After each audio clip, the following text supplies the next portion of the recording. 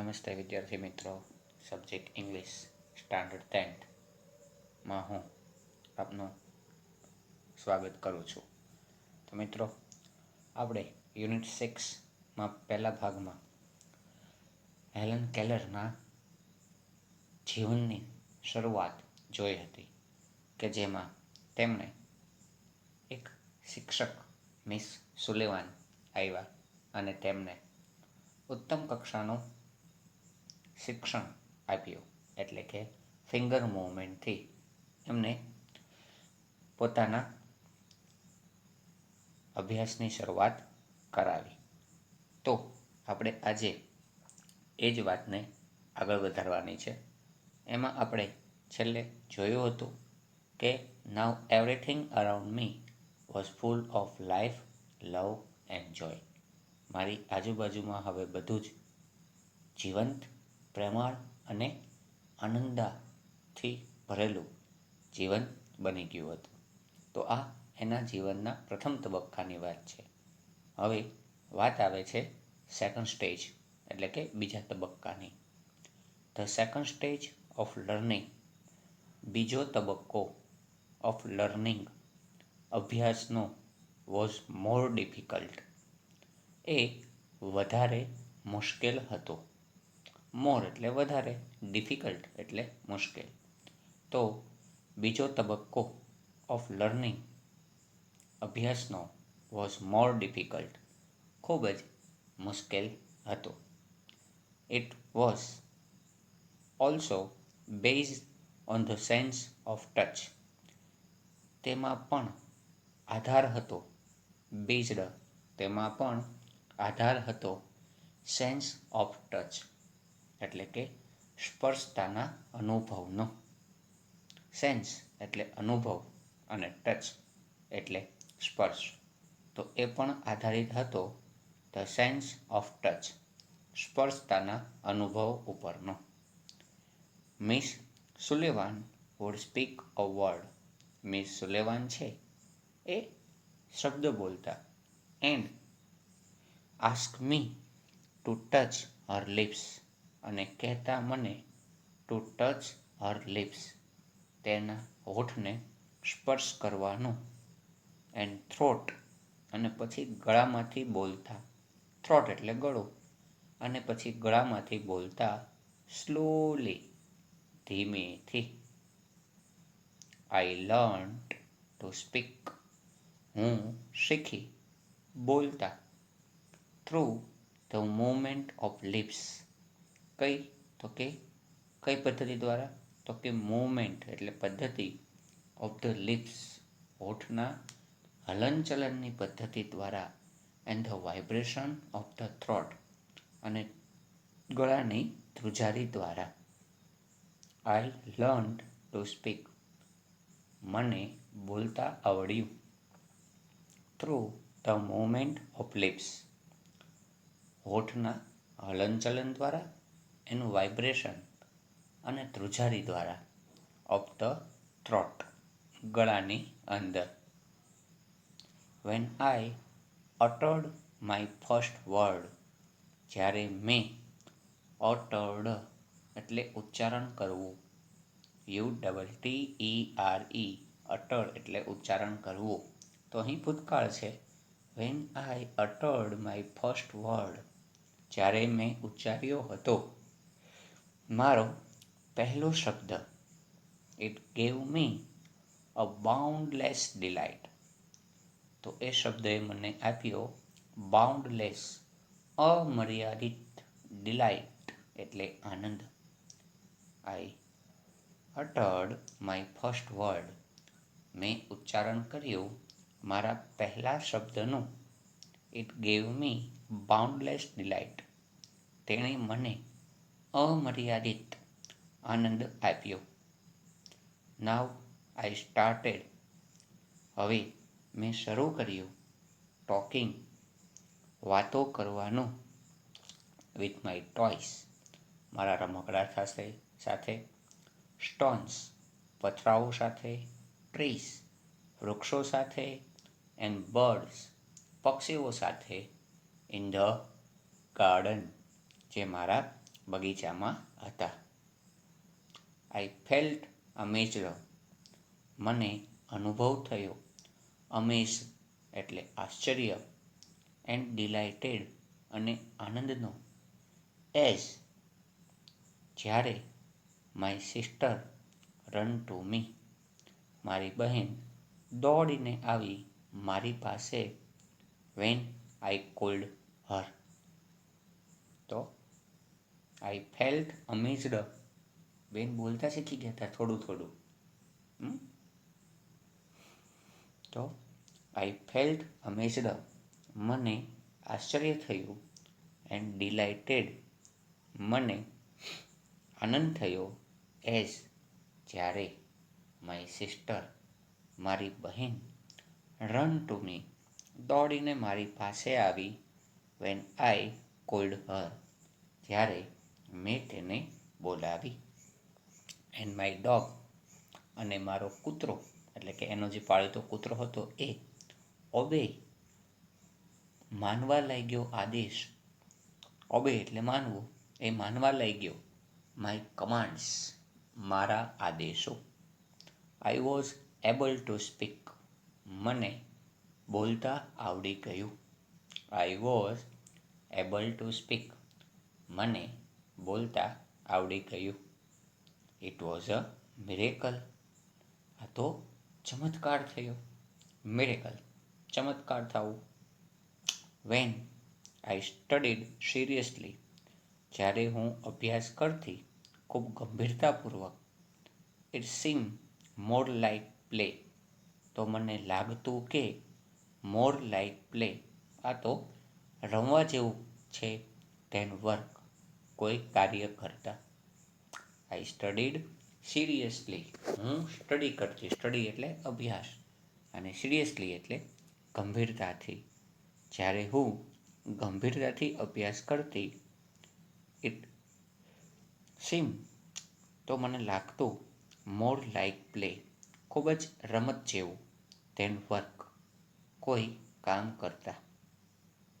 Van ever anything delighted ઓર interested મી, જ્યારે પણ કંઈ પણ વસ્તુમાં મને ડિલાઇટ આનંદ આવતો, ઓર ઇન્ટરેસ્ટેડ મને એમાં રસ પડતો. Miss Sullivan would talk about that, તો મિસ સુલેવાન છે એ ટોક વાત કરતા. અબાઉટ ધેટ તેના વિશે.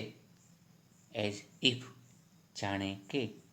શી વેર અ લિટલ ગર્લ હરસેલ્ફ, જાણે કે તેણી પોતે જ નાનકડી એવી છોકરી હોય એ રીતે. વેન એવર એનીથિંગ, જ્યારે પણ. એનીથિંગ એટલે કંઈ પણ. ડિલાઇટેડ મને આનંદ આપતો. ઓર ઇન્ટરેસ્ટેડ મી, મને એમાં રસ પડતો. મિસ સુલેવાન, તો મિસ સુલેવાન છે would talk about that, Miss Sullivan તેના વિશે વાત કરતા. એઝ ઇફ જાણે કે. She were little girl herself, તેણી પોતે જ નાનકડી એવી છોકરી હોય એ રીતે. She taught subjects like science by making so interesting, તેણી મને શીખવતા સબ્જેક્ટ્સ વિષયો લાઈક સાયન્સ જેવા કે વિજ્ઞાન. બાય મેકિંગ સો ઇન્ટરેસ્ટિંગ, ખૂબ જ ઇન્ટરેસ્ટિંગ રસપ્રદ બનાવીને. ધેટ કે જેને કારણે. આઈ રિમેમ્બર મને યાદ રહી જતું. એવરીથિંગ બધું જ. શી ટોટ સબ્જેક્ટ તેની વિષયો શીખવતા. લાઈક સાયન્સ જેમ કે વિજ્ઞાન. બાય મેકિંગ સો ઇન્ટરેસ્ટિંગ એટલું રસપ્રદ બનાવીને. ધેટ કે આઈ રિમેમ્બર્ડ એવરીથિંગ મને યાદ રહી જતું. એવરીથિંગ દરેક વસ્તુ. Finally my teacher begin teaching me to read, અંતે મારા શિક્ષકે બિગિન શરૂ કર્યું. ટીચિંગ મી શીખવવાનું. ટુ રીડ વાંચતા. આઈ ફર્સ્ટ રીડ રેઇસ લેટર. પહેલાં મેં વાંચ્યા રેઇસ લેટર એટલે કે સામાન્ય મૂળાક્ષરો. એન્ડ લેટર ઓન અને પછી રીડ મેં વાંચ્યા વિથ બ્રેઇલ. બ્રેઇલ લિપિ. મેં તમને વાત કરી હતી કે બ્રેઇલ લિપિ એ અંધ લોકોને વાંચવા માટેની એક ભાષા છે. તો પહેલાં મેં કયા શબ્દો શીખ્યા? રેઇઝ વર્ડ, સામાન્ય શબ્દો શીખ્યા, સામાન્ય મૂળાક્ષરો શીખ્યા. એન્ડ લેટર ઓન અને પછી રીડ વિથ બ્રેઇલ. મેં બ્રેઇલ ભાષા શીખી. I learned to write with board, ordinary as well as braille typewriter. હું શીખી બંને ભાષા લખતા, ઓર્ડિનરી સામાન્ય, એઝ વેલ એઝ તે ઉપરાંત બ્રેઇલ ટાઈપરાઇટર. અને બ્રેઇલ ટાઈપરાઇટર પણ હું લખતા શીખી. એ જમાનામાં ટાઈપરાઇટર તમે કદાચ જોયું હોય તો વાંધો નહીં, અદરવાઇઝ ગૂગલ ઉપર તમે ટાઈપરાઇટર સર્ચ કરો તો તમને જોવા મળશે. તો મેં ટાઈપરાઇટર ઉપર બ્રેઇલ ભાષા એઝ વેલ એઝ ઓર્ડિનરી સામાન્ય ભાષા ટાઈપ કરતા શીખી. I was well on my path. તો હું આમ મારા રસ્તા ઉપર હતી. ટુ બીકમિંગ અ વેલ એજ્યુકેટેડ પર્સન. ખૂબ જ વેલ એજ્યુકેટેડ, ખૂબ જ શિક્ષિત વ્યક્તિ બનવાના રસ્તા ઉપર હતી. I was provided all the possible opportunity. મને પૂરી પાડવામાં આવી ઓલ ધ પોસિબલ બધી જ શક્ય હોય તેટલી ઓપોર્ચ્યુનિટીઝ તકો.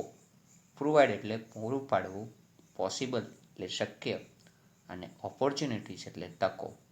મને પૂરી પાડવામાં આવી શક્ય હોય એટલી તક ટુ ડેવલપ કે જેથી હું વિકસિત કરી શકું માય એબિલિટીઝ મારામાં રહેલી ક્ષમતાઓ. માય એબિલિટીઝ મારામાં રહેલી આવડતો. એન્ડ આઈ મેડ અને આનાથી મેં મેક્સિમમ વધારેમાં વધારે યુઝ ઓફ ધેમ એનો ઉપયોગ કર્યો. તો આ વાક્ય ફરીથી જોઈએ. આઈ વોઝ પ્રોવાઇડેડ મને પૂરી પાડવામાં આવી ઓલ ધ પોસિબલ ઓપોર્ચ્યુનિટીઝ બધી જ શક્ય હોય તેટલી તકો. ટુ ડેવલપ કે જેથી હું વિકસિત કરી શકું. ડેવલપ જેથી હું વિકસિત કરી શકું માય એબિલિટીઝ મારામાં રહેલી ક્ષમતાઓ. એન્ડ આઈ મેડ અને મેં આમ ધ મેક્સિમમ યુઝ વધારેમાં વધારે ઉપયોગ કર્યો ઓફ ધેમ આ મળેલી તકોનો. આઈ ડેવલપ્ડ ગ્રેટ કોન્ફિડન્સ અને આમ મારામાં વિકાસ પામ્યો ખૂબ જ કોન્ફિડન્સ, આત્મવિશ્વાસ. And I even visited president અને મેં મુલાકાત કરી રાષ્ટ્રપતિની. ક્લેવલેન્ડ રાષ્ટ્રપતિનું નામ છે, ક્લેવલેન્ડની મેં મુલાકાત કરી at the White House. White હાઉસમાં. હવે વ્હાઇટ હાઉસ એટલે સફેદ ઘર નહીં, પણ વ્હાઇટ હાઉસ એટલે તો કે અમેરિકાના રાષ્ટ્રપતિ જે ઘરમાં રહે, બરાબર, એને વ્હાઇટ હાઉસ કહેવામાં આવે છે. તો એણે મુલાકાત કરી રાષ્ટ્રપતિની Cleveland at the White House. Okay, તો એટલું તમને સમજાણું. આગળ જોઈએ. In 1819 the age about 10. 1890માં મારી 10 વર્ષની ઉંમરે I moved on Perkins Institution. હું દાખલ થઈ. મૂવડ ટુ એટલે કે હું દાખલ થઈ ટુ પેરકિન્સ ઇન્સ્ટિટ્યુશન એક નામની સંસ્થામાં. Here my teacher Annie સુલેવાન. અહીં મારા શિક્ષક એની સુલેવાને કન્ટિન્યુ શરૂ રાખ્યું ટીચ મી મને ભણાવવાનું. I could make friends with other blind children here. મેં અહીંયા મિત્રો બનાવ્યા કે જે બીજા બ્લાઇન્ડ ચિલ્ડ્રન મારી જેમ અંધ બાળકો હતા. માય લોનલીનેસ, લોનલીનેસ એટલે એકલતા. માય લોનલીનેસ, મારી એકલતા બિગિન ટુ ડિસઅપિયર, અદૃશ્ય થવા લાગી, અદૃશ્ય થવાની શરૂઆત થવા લાગી. લોનલીનેસ એટલે એકલતા, બિગિન એટલે શરૂઆત, અને ડિસઅપિયર એટલે અદૃશ્ય થવું. તો મારી એકલતા છે એને શરૂઆત કરી ટુ ડિસઅપિયર, અદૃશ્ય થવાની, કારણ કે એને મિત્રો મળ્યા. એ ઘરમાં એકલા રહેતા હતા, એની જગ્યાએ શાળામાં આવ્યા. સો એની જે લોનલીનેસ, એકલતા હતી, એ ડિસઅપિયર, અદૃશ્ય થવા લાગી. એન્ડ માય પ્રોગ્રેસ, અને મારો જે વિકાસ હતો, ઓફ લર્નિંગ, શીખવાનો, ઇમ્પ્રૂવ, એ સુધર્યો, ક્વાઇટ વેલ, ખૂબ જ સારી રીતે. માય પ્રોગ્રેસ ઓફ લર્નિંગ, અને એકલતા દૂર થઈ એટલે એનો જે વિકાસ હતો, પ્રોગ્રેસ, એનો જે વિકાસ હતો ઓફ લર્નિંગ, શીખવાનો, ઇમ્પ્રૂવ, એ સુધર્યો. ઇમ્પ્રૂવ એટલે સુધરવું, તો શીખવાનો વિકાસ સુધર્યો, ક્વાઇટ વેલ, ખૂબ જ સારી રીતે. આઈ લર્ન્ટ લેટિન, જર્મન એન્ડ આર્થમેટિક. હું શીખી લેટિન એટલે કે લેટિન ભાષા, જર્મન ભાષા, એન્ડ આર્થમેટિક એટલે કે એરિથમેટિક એટલે કે અંકગણિત. તો આ 3 વસ્તુ તેઓ શીખ્યા. ઇન 1896, હવે એ સંસ્થામાંથી 1896માં I moved on to Cambridge school. હું દાખલ થઈ કેમ્બ્રિજ સ્કૂલમાં ફોર યંગ લેડીઝ, કે જે મોટા બાળકો માટેની હતી. ઇન મેસ્કેસેટ્સ, સ્પેલિંગ છે મેસ્કેસેટ્સ નામના વિસ્તારમાં એ સ્કૂલ આવેલી હતી. એમાં હું દાખલ થઈ. This was a really great achievement for a lady. આ ખરેખર ખૂબ જ મોટી સિદ્ધિ હતી. એચિવમેન્ટ એટલે સિદ્ધિ, તો એ ખૂબ જ મોટી સિદ્ધિ હતી. ફોર અ લેડી, એક સ્ત્રી માટે, લાઈક મી, કે જે મારી જેમ, બ્લાઇન્ડ, હુ વોઝ, કે જે અંધ હતી, ડીફ, બહેરી હતી, એન્ડ કુડ બેરલી, અને કદાચ ભાગ્યે જ, બેરલી, અને કદાચ ભાગ્યે જ, પ્રોડ્યુસ, સાઉન્ડ, એ અવાજ ઉત્પન્ન કરી શકતી હતી, ફોર કોમ્યુનિકેશન, વાદ સંવાદ કરવા માટે.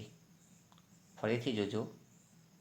ઇન 1896, 1896માં, I moved on to Cambridge school. હું કેમ્બ્રિજ સ્કૂલમાં દાખલ થઈ. ફોર યંગ લેડીઝ, જે યુવાન એટલે કે બહેનો માટેની સ્કૂલ હતી. This was a really great achievement. આજે સ્કૂલમાં દાખલ થઈ એ ખરેખર ખૂબ જ મોટી એચિવમેન્ટ, સિદ્ધિ હતી. ફોર અ લેડી, એ સ્ત્રી માટે, લાઈક મી, કે જે મારી જેમ, હુ વોઝ બ્લાઇન્ડ, કે મારી જેમ અંધ હોય, ડીફ, બહેરે હોય, એન્ડ કુડ, અને કદાચ, બેરલી, ભાગ્યે જ, પ્રોડ્યુસ સાઉન્ડ, અવાજ ઉત્પન્ન કરી શકતા હોય, ફોર કોમ્યુનિકેશન, વાતચીત કરવા માટે. તો આવા તકલીફવાળી બાળક જે હતી એ ઠેઠ આવડી મોટી સ્કૂલમાં અભ્યાસ કરવા માટે દાખલ થયા. આઈ બિગેન રાઇટિંગ, જો હવે એણે શરૂ કર્યું લખવાનું, પોયમ્સ એન્ડ સ્ટોરીઝ, કાવ્યો અને વાર્તાઓ. શોર્ટલી બિફોર, પણ ટૂંક જ સમયમાં, બિફોર માય એક્ઝામ, શોર્ટલી એટલે થોડા જ સમયમાં, બિફોર માય એક્ઝામિનેશન, મારી પરીક્ષા પહેલાં, આઈ લોસ્ટ માય ફાધર, મેં મારા પિતાને ગુમાવ્યા. હવે શું થાય છે ને, પિતાને ગુમાવવાથી એમની એક્ઝામ ઉપર કઈ અસર થાય છે, એ ફેલ થાય છે કે પરીક્ષામાં સફળતા પ્રાપ્ત કરે છે, એ વાત છે એ આપણે આવતા છેલ્લા તબક્કામાં જોશું. તો આપ આ ભાષાંતર ધ્યાનપૂર્વક સાંભળશો અને સમજશો તે વાત સાથે હું વિરમું છું. અસ્તુ.